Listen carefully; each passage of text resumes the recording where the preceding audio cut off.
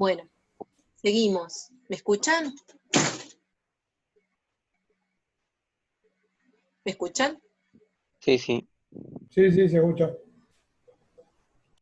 Bueno, entonces, decíamos que esta cartografía tiene demasiada información puntual para hacer síntesis y también tiene, digamos, como poco contraste entre la gama de colores que se eligieron para las superficies que se quieren contar, que en este caso son de tejidos, y las vialidades, ¿no? Como que están todos en la misma gama, entonces falta contraste, es de muy difícil lectura. A pesar de que tiene hecho mucho diseño de su simbología, ¿no? O sea, es un trabajo que tiene mucha información y está muy trabajada, pero a la hora de hacer síntesis necesita una mayor decantación y mayor trabajo de manejo de contrastes en la elección de colores. Cuando se presenta una cartografía así, ¿no? Que está orientada, bueno, tiene su título, tiene los distintos tipos de tejidos representados, se ven las vialidades y algunos hechos puntuales, uno dice, bueno, este trabajo, esta cartografía empieza a estar encaminada a una buena síntesis. En este caso, bueno, los distintos actores sociales y los espacios públicos vinculados a ellos. Acá están también los comedores y merenderos, lugares de ollas populares, clubes de barrio, digamos, distintos tipos de espacio público que componen el sector con algunos relatos explicativos, ¿no? Y acá aparece como una cartografía con estos elementos puntuales, y digamos, la cuestión de las vialidades por ahí se pierde un poco en la gama de colores.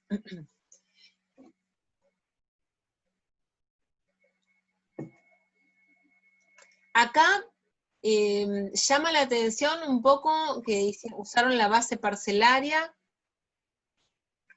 para representar espacio público. En realidad, si no se usa la base de manzanas, porque en estas escalas queda como muy denso el plano con la base de parcelas, eso lo tienen que explorar, pero sí es importante explorar, por ejemplo, las superficies construidas y libres, ¿no? Lo que es el tejido, el perímetro de lo construido y lo no construido, el plano de llenos y vacíos como una posible base para la representación del espacio público.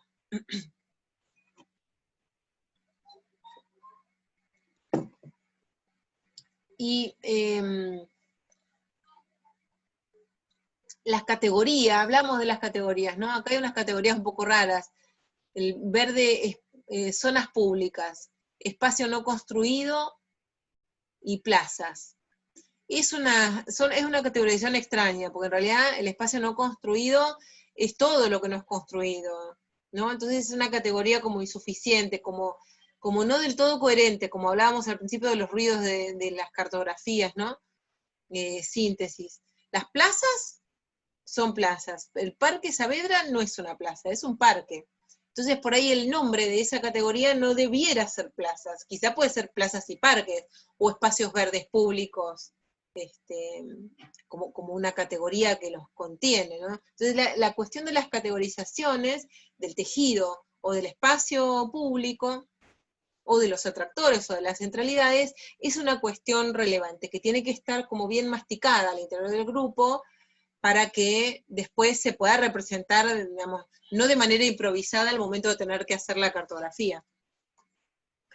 Bueno, esta es una cartografía que también tiene mucha información, está, digamos, por ahí le falta poner un poco en valor las vialidades, pero se ve las diferenciaciones de tejidos, aparece el espacio verde con una cierta categoría a revisar, se ve las conectividades dentro y fuera del casco, y aparece como también, como una cantidad de información intensa sobre todo este sector, que por ahí requiere un procesamiento mayor.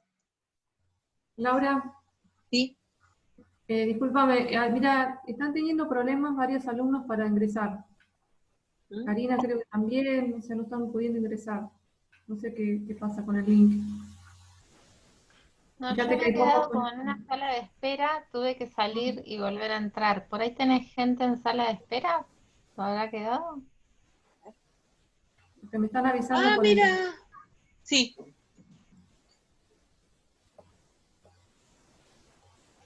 Admitir todo. A ver.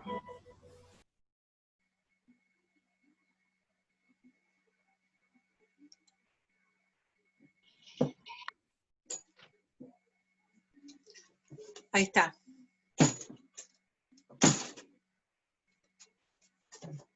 Buenísimo. Igual está deshabilitada la sala de espera. Es raro eso. Pero bueno. Bueno, seguimos. Y este otro creo que sería el... A ver. No, no es el último. Este otro que es un plano síntesis que empieza a armar una síntesis, pero como que le falta trabajo, ¿no? De articulación, de representación de todos los circuitos de conexión que tiene todo el sector y con el afuera, trabajar las jerarquías con valores, con grosores, las jerarquías de la circunvalación en relación a la 137, a la 60, a la 44, reconocer los nodos, digamos. Este es un plano síntesis de los que típicamente les falta información. O sea, falta un poco de elaboración de las componentes que tiene, pero como que le falta información, como que tiene que traer más de todo el proceso para dar cuenta de toda la complejidad del sector de Gambier y los hornos. Tiene una representación de tipos de tejido también, que quizá haya que trabajar con un mayor contraste de color. Bueno.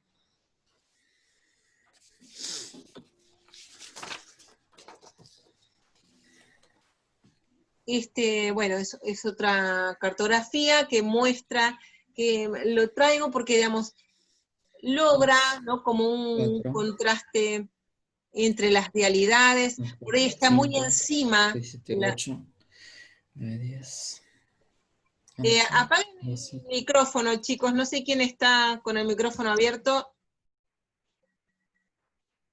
salvo que quieran decir algo de lo que estoy explicando, traten de tenerlo apagado para que no se nos superpongan los ruidos.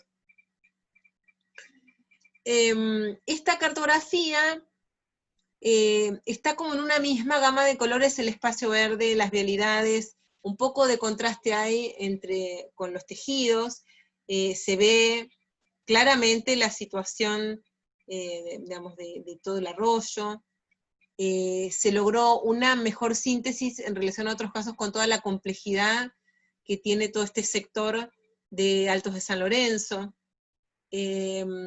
Es un trabajo logrado, pero que puede evolucionar mejor también en relación al manejo de los valores y los grosores del sistema de conectividad y de vialidades y de circuitos del tren, de las viejas vías del tren, y me parece también interesante porque tiene como un pequeño relato, ¿no? ¿Se acuerdan que habíamos hablado de que digamos, los ruidos del proceso sintético tienen que ver con que o haya mucho o no haya nada de información literal? También, bueno, acá hay un pequeño relato que acompaña, como que cierran la idea de lo que están contando, incluso añaden esquemas que utilizaron para arribar a la síntesis, que son bastante representativos de lo que después cuentan acá. Entonces son prácticas que ayudan al trabajo sintético. Estos son unos planos de unas ciudades atravesadas por un tren el tren del ferrocarril Roca que va hacia Río Negro y Neuquén, que que fue analizado como alternativa para convertirse en un tren de cargas, digamos, que atraviesa varias ciudades rionegrinas, ¿no? Y que en su momento se hizo un análisis, un estudio del impacto. Y lo que les quiero mostrar, el impacto que tendría en estas pequeñas ciudades el paso de un tren de carga para llevar materiales a Vaca Muerta. Lo que les quiero mostrar es el contraste de una cartografía detallada y con información parcelaria, con, bueno, información de algunos diferentes tejidos y localizaciones de asentamientos precarios y de manchas consolidadas, y algunos usos destacados, en relación a una cartografía más sintética, donde no se muestran los puntos de los usos, sino que se representan algunas centralidades que aparecen, se destacan los circuitos, bueno, los cursos de agua y los circuitos del tren y de las rutas, y se distinguen por diferentes características los tejidos urbanos que las componen, con una referencia, con simbologías que los representan, ¿no? Lo mismo para el caso de Cipolletti, que estaba también en ese estudio, donde se construye una cartografía con elementos puntuales, de los relevamientos propios de Google Maps, como hicimos nosotros también, y después se construye una cartografía sintética que representa, pero no es eso, que lo representa, que nos permite entender, ¿no? Que simboliza ese conjunto de usos no residenciales que aparecen en Cipolletti, en estos distintos lugares, ¿no? Y que dan cuenta de, bueno, un conjunto de atractores, una atractividad de estas partes de las ciudades, y la relación que tienen con el paso del tren de carga. Esto también, esta es la ciudad de Cinco Saltos, y la primera era Allen. Sí, Allen, Cipolletti y Cinco Saltos. También el relevamiento puntual de Google Maps, los cruces del tren, la situación de los cursos de agua, las rutas, el relevamiento más detallado y después simplificado, ¿no? Con 2 o 3 tipos de tejido, el espacio verde, bueno, acá en el caso de Cinco Saltos con sus centralidades y sus asentamientos precarios. Hay distintos recursos para representar la síntesis y para representar las vialidades y los tejidos. Estos los solemos presentar porque son bastante complejos y porque, digamos, no solamente tiene que ser diferencia de color, sino que pueden ser algunas texturas, depende de lo que quieren representar. Este en particular utiliza recursos bastante sofisticados porque representa, este es un plano síntesis más de propuesta, ¿no? Y entonces muestra los distintos tipos de calle que quiere generar, y las distintas densidades que quiere producir con los distintos tejidos residenciales que ofrece, ¿no? Entonces, y genera, digamos, distintas grafismos para mostrar distintos tipos de situaciones que quiere representar, ¿no? Entonces la simbología dentro de las manzanas combina la densidad de población con la cantidad de viviendas por habitante. Un indicador, nosotros lo usamos al revés, habitantes por vivienda, pero bueno, este es un trabajo español.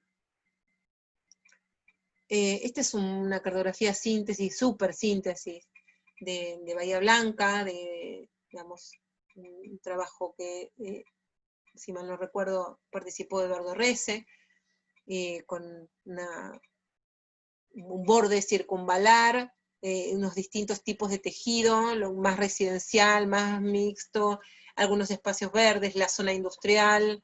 Bueno, esto es como una supersíntesis, ¿no? Pero es una síntesis, se ven las vialidades también, y los cursos de agua.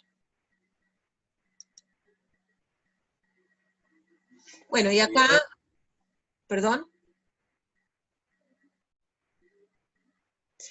Y este último, que bueno, también son más ejemplos de cómo representar diferenciadas superficies de tejidos, de espacios verdes, con sus circuitos de agua y con sus circuitos de vialidades y de trenes y de sendas y de bordes, y con algunos hechos puntuales que los caracterizan y les dan, digamos, completan la explicación de lo que son.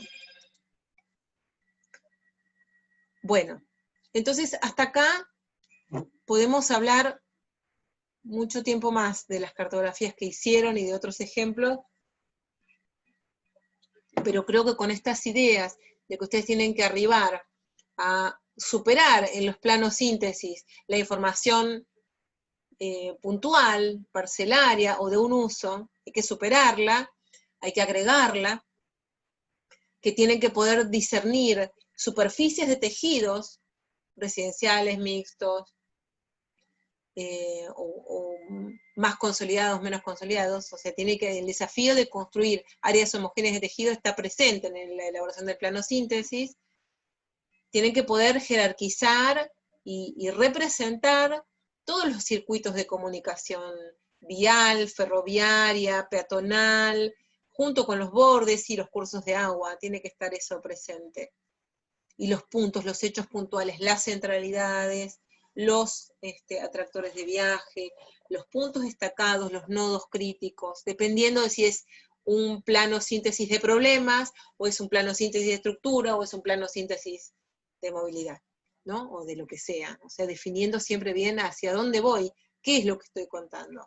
Pero el plano síntesis debe superar la información puntual y discreta. Tiene que ser información agregada, que dé cuenta de una apuesta que hacen ustedes. No lo van a encontrar ahí, lo van a tener que crear a esas categorías de tejido.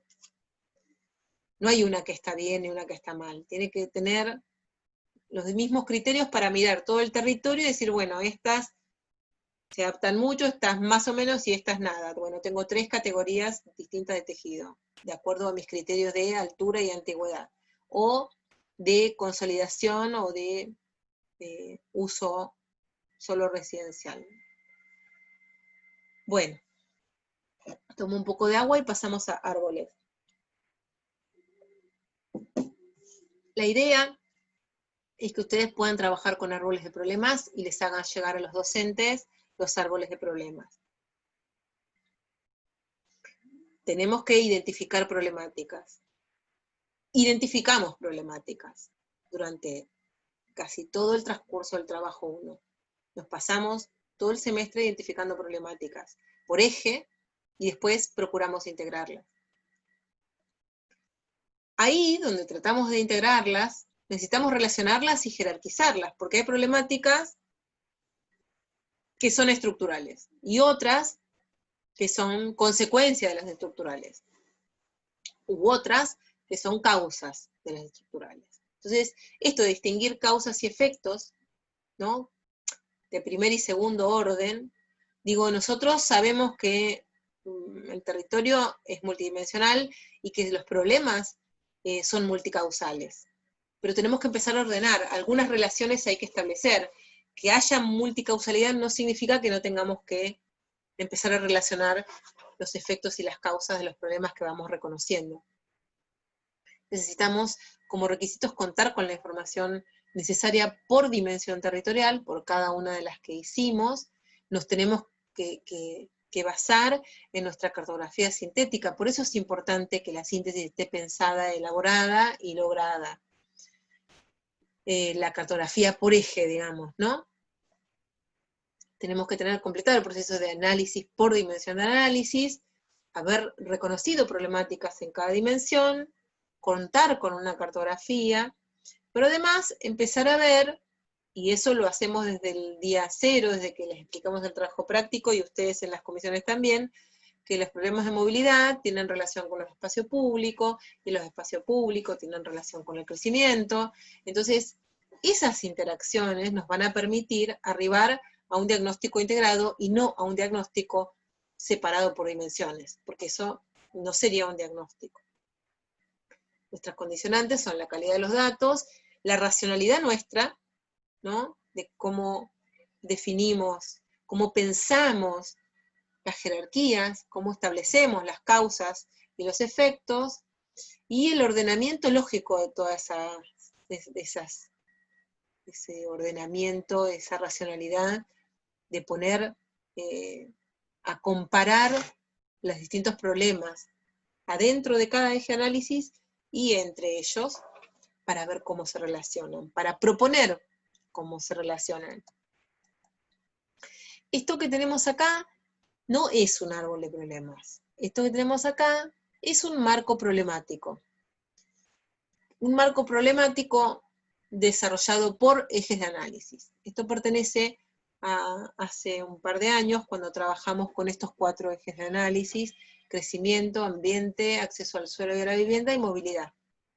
Entonces, es un instrumento útil porque empezamos como a escribir y a sintetizar y a ordenar la lógica y la relación de los problemas al interior de cada eje, y teniéndolos todos escritos juntos, podemos empezar a tirar flechas entre uno y otro para decir, bueno, este problema principal de acceso al suelo está vinculado con este problema principal de crecimiento, y provoca este problema principal ambiental, y este otro problema principal de movilidad también me afecta a lo ambiental. Entonces, es una secuencia preparatoria para empezar a relacionar los problemas entre sí.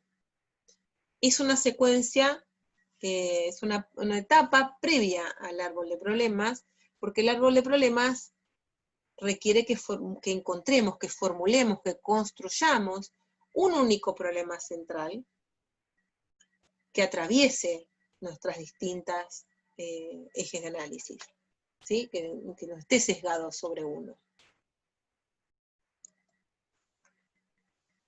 El árbol de problemas es una técnica, dicen algunos autores, yo creo que es un instrumento muy útil, si se usa bien, que se emplea para identificar una situación negativa o problema central.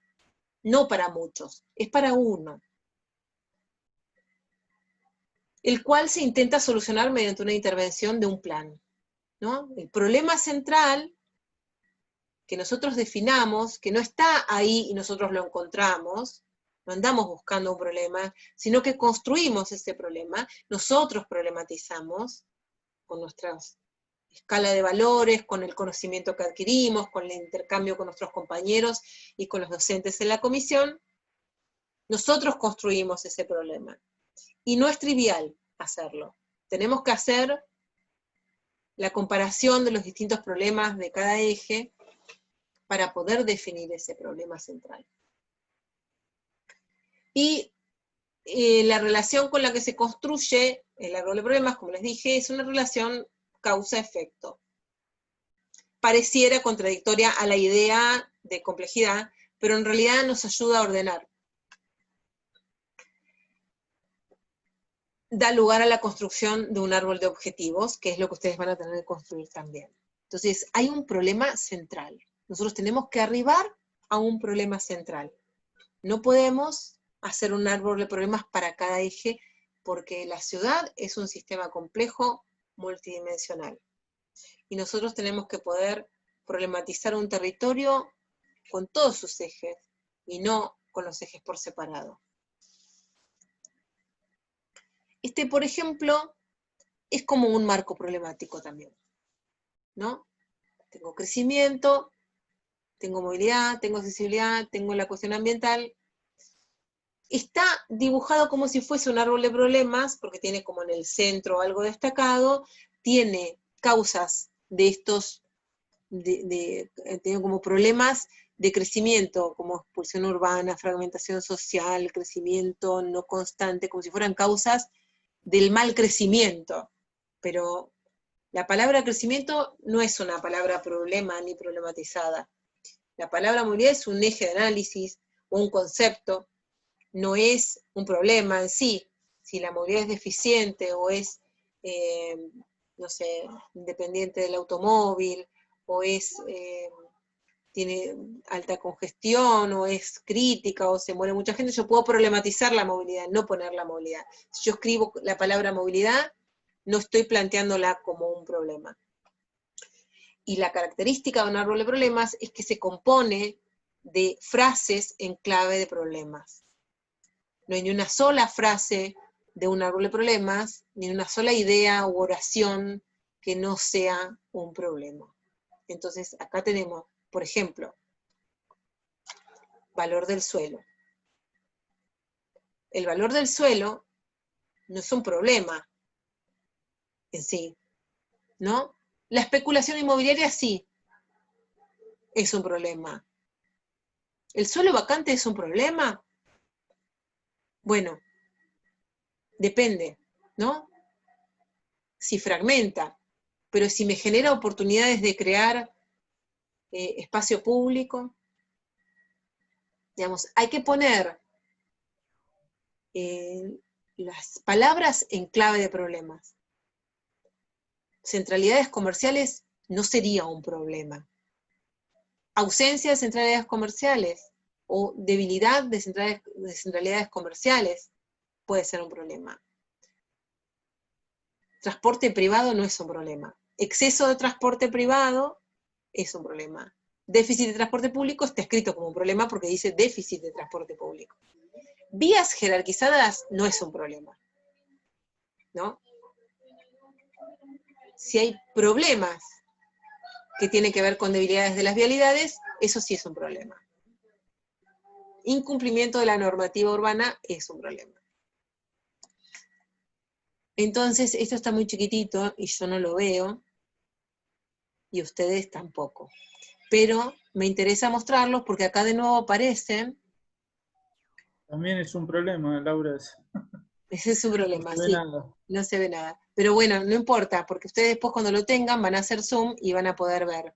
Yo lo que sí veo, y que quiero que ustedes vean, es que acá, sí, los problemas centrales están planteados en clave de problema, todos.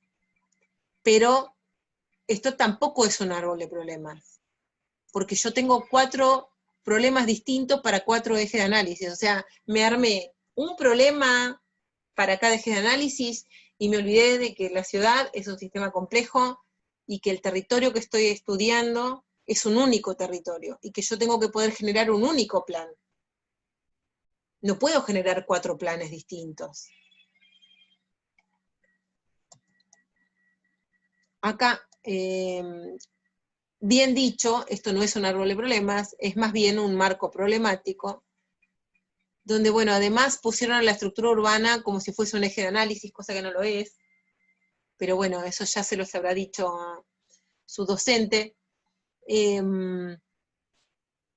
Esto tampoco es un problema, el crecimiento en sí no es un problema, la densificación del casco urbano no tiene por qué ser un problema, aunque se esté produciendo en ciertos lugares de manera problemática. Hay que escribir ese problema. Les voy a dar un ejemplo, hay un par de ejemplos que trato de traer siempre, me parecen muy ilustrativos de cómo fue evolucionando un árbol de problemas, en un trabajo de taller que hicimos hace unos cuantos años. Este es un árbol de problemas, de un problema que hay, o que había, en la ciudad de Colón, en la provincia de Buenos Aires, una pequeña ciudad, que estaba dividida, como muchas ciudades del interior del país y del interior de la provincia de Buenos Aires, dividida por el ferrocarril, como las que les mostré de Río Negro hace un rato. El ferrocarril de pasajeros y de carga pasa por el medio de la ciudad. Y lo que pasó en particular en Colón es que cuando en los 90 dejó de llegar el tren de pasajeros, un sector privado lo ocupó, el espacio del ferrocarril, instaló sus instalaciones de equipamientos de acopio de la producción agropecuaria que tenía, y utilizaba el tren en forma privada para transportar su grano a Buenos Aires. Y eso se daba de esa manera, y lo que sucedía es que detrás del ferrocarril, que se había convertido en ferrocarril de carga, además de que la estación estaba ocupada por actividades productivas, o sea, era un espacio que había sido público y se perdió para la población. Bueno, del otro lado estaban los Procrear y villas de asentamientos, y no había ningún tipo de inversión. Y del otro lado de las vías estaba el casco antiguo de la ciudad, de la pequeña ciudad.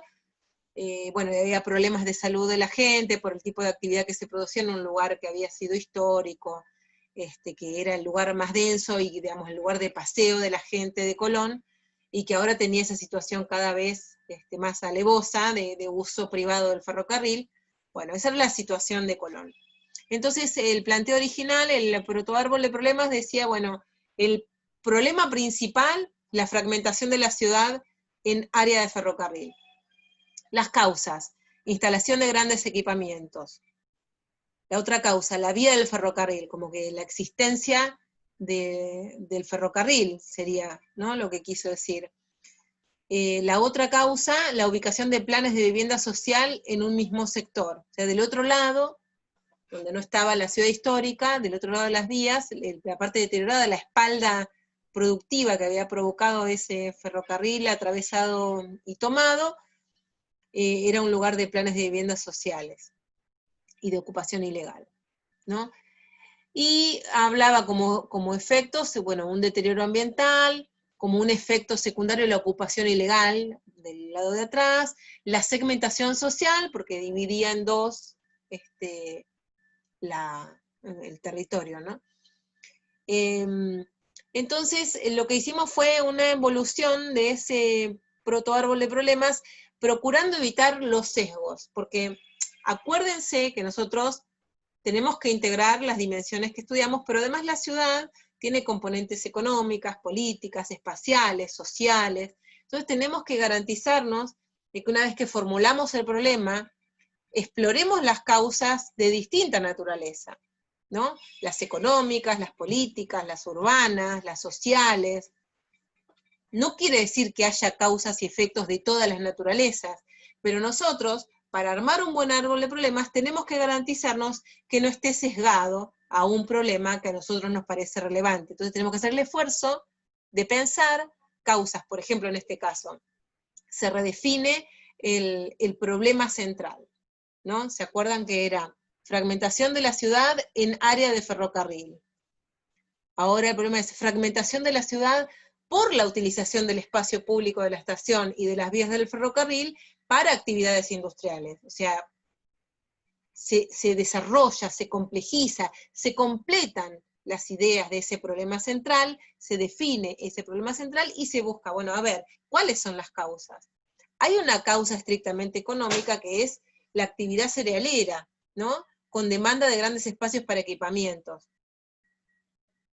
O sea, hay una demanda de este grupo económico, productor de cereales, productor de grano, que necesitaba un gran espacio y no lo tenía.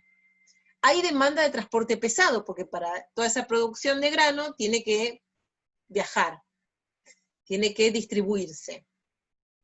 Y eso es otra causa. La causa política, que data de los años 90, la desafectación del ferrocarril para transporte de pasajeros. Ahí ya quedó como una oportunidad para el productor de grano. Y la otra, que es política, pero es de la política local, no es de la política nacional de los 90, es la debilidad normativa para la regulación de los usos del suelo, porque en ese lugar no hubo ningún tipo de restricción para que ese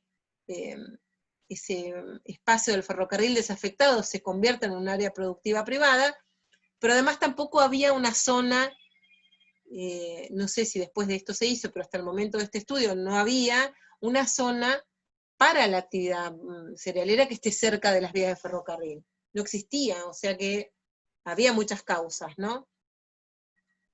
Y algunos efectos, por ejemplo, la fragmentación espacial urbana, quedaba dividida la población antigua y más consolidada de la población nueva de los sectores de las viviendas sociales, ¿no? Eso producía la fragmentación, esa, digamos, espacial y urbana, y la segregación residencial.